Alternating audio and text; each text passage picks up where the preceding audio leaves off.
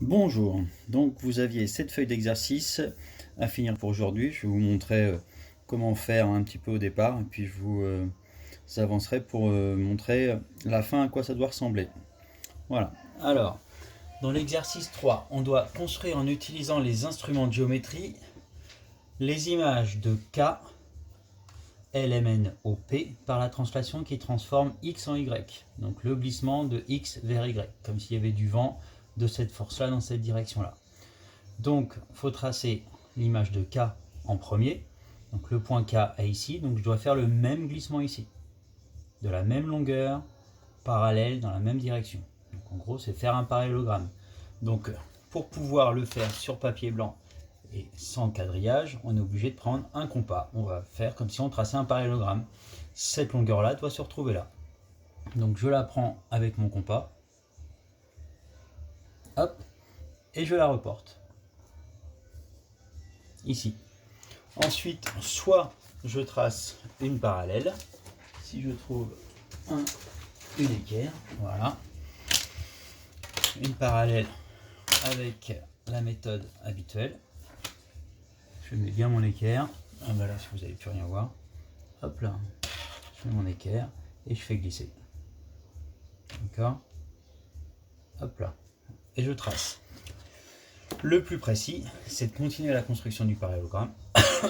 Pardon. Je prends la longueur ici, HK, et je la reporte ici. Et donc, le point qu'on obtient ici, c'est l'image par la translation K', on doit trouver CD. D'accord?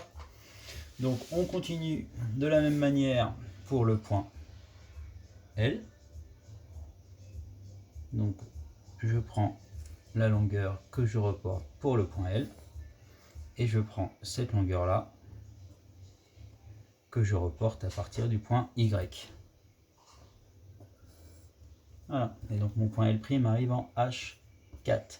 Je continue sur cet exercice-là, l'exercice 4. Donc le glissement, c'est de A vers B. Donc, je prends la longueur du glissement de la translation. Je vais tracer l'image du point O. Mon parallélogramme, donc le deuxième côté, ce sera AO. Je reporte ici. Et j'ai le point O' juste là. L'image d'un cercle, c'est un cercle de même rayon. Donc, je prends le rayon ici et je le retrace à partir d'ici. Je vais tourner ma feuille, ce sera plus simple. Et voilà. Donc, je finis et je vous montre ce que ça donne à la fin. Et donc, voilà le résultat, ce qu'on obtient. Donc, le point K', on avait dit, il arrive par là en C2. Le point L' en H4. Le point M' en C6. Le point N', ouais. Le point N' en H7, le point O' en D9 et le point P' en I10.